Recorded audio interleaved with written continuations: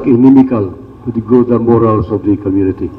I think that could be a very good reason for declaring them as a persona non grata in the province. So yun, Mayor. Maraming salamat po. Pasensya na po talaga sa nagawa po namin. Humingi po kami ng tawad sa lahat po ng tao.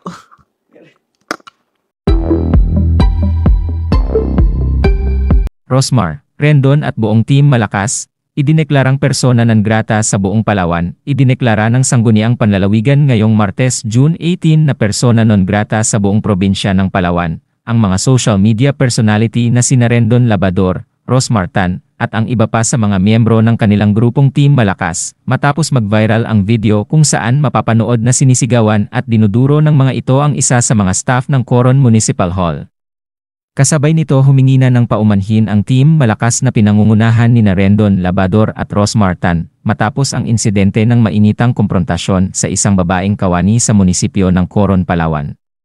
Halos maiyak-iyak ang grupo na humingi ng paumanhin sa nangyari, gayon man tatanggapin umano nila ang parusang persona non grata kung iyon daw ang sa tingin ng lugar na dapat ipataw sa kanila kung kinakailangan. Magandang gabi po, Pilipinas. Magandang gabi po sa inyong lahat. Ako po si Rendon Labador at kasama ko po ang Team Malakas, si Marky Tan, si Rosmar at ang aming crew, Tito June, Master TV, Nathan, Simon Tenten, Haring Bangis at Anjo para po magbigay sa inyong lahat ng isang public apology sa nangyari sa Coron issue.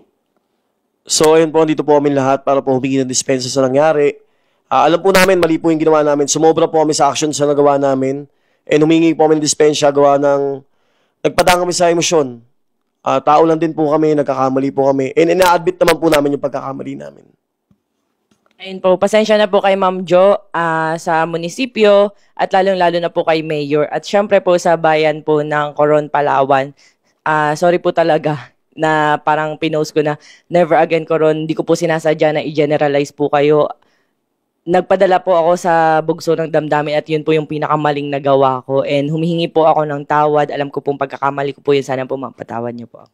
At gusto ko rin pong linawin na pumunta po kami doon sa munisipyo bilang hindi isang celebrity, hindi bilang isang influencer, at hindi bilang, lalo na, hindi bilang Rendon Labador, Rosmar, or Marky Tan na nagreklamo. Pumunta po kami doon dahil bilang isang Pilipino, simpleng tao na nasaktan sa nangyari dahil sa isang comment ng isang public servant.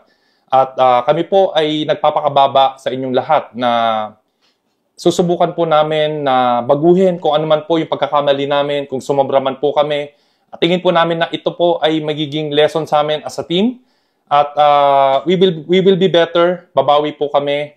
At hindi po ito magiging hadlang sa advocacy namin na makatulong at makapagbigay ng inspirasyon sa lahat po ng taong nangangailangan. Ang Team Malakas po ay magpapatuloy at hindi po kami titigil sa pagbibigay ng kasiyahan, charity sa tao. Sa mga taong nasaktan po, sana po patawad nyo na po kami. At tungkol naman po dun sa sinasabi po na gusto raw po kaming i-persona non grata sa Coron, Palawan. Ayun po, Mayor, kung tingin niyo po na yun po yung magiging patas na desisyon para sa nangyari at kung yun po yung parusa sa nagawa po namin, ayun, humihingi po talaga kami ng tawad. Pero kung tingin niyo po yun po talaga, maluwag po namin tatanggapin. Ayun po, maluwag po namin tatanggapin yung parusa niyo po na yun. Ayun, bottom line po, yun, Ma'am Jo, pasensya na kung naging ganun ang aking aksyon, kung napasobra man. At mga tao sa munisipyo, kung naramdaman nyo po na disrespect ko po kayo, at lalong-lalo na po sa mahal nating Mayor.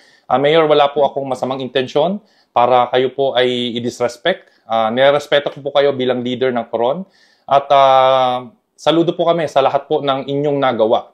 At sana, Mayor, kung makakarating man po sa itong video na to, ako na lang po sana ang tatanggap ng persona non grata dahil nakita ko po ang sinseridad ng mag-asawang Nathan at Rosmar sa pagtulong. Sana po ako na lang po ang bigyan ninyo ng persona non grata. At hiling ko po na sana kung ito man po ay maging matutuloy, gusto ko pong hilingin sa inyo, Mayor, na sana bigyan nyo pa po ako ng huling pagkakataon na makadalaw sa Coron dahil po napangako ko po sa aking pamilya na na ipapasyal ko po sila sa Coron para makita ko po sila maging masaya. So yun, Mayor. Maraming salamat po. Pasensya na po talaga sa nagawa po namin.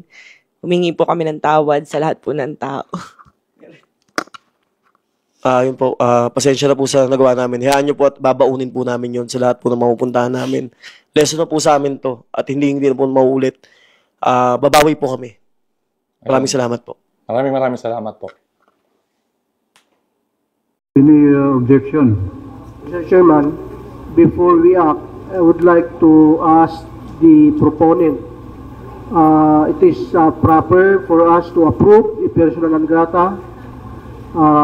I-preempt pa natin yung desisyon ng Sangguniang Bayan ng Coron or any other, meron na?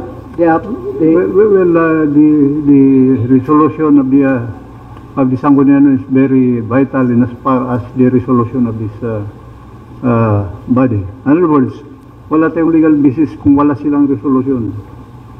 Mr. Chair, to answer the question specifically, I am with coordination with the SB members of Coron, and they said that if that is the consensus of the Sangguniang Panlalawigan, they are okay and they will just follow with their own resolution as well. So okay lang din po sa kanila na mauna tayo, and they are in agreement. They are in agreement with us if ever we decide that mauna tayo. Okay lang na po sa Sangguniang Bayan ng Coron, Mr. Chair.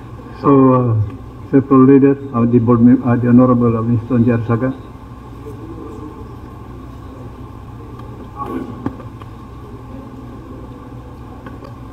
So, Presiding Officer, I think we have to give a reason for declaring them as persona non grata.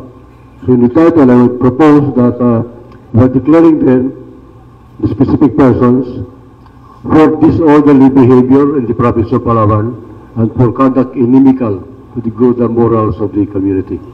I think that could be a very good reason for declaring them as a persona non grata in the province. Thank you, Member Several Leader.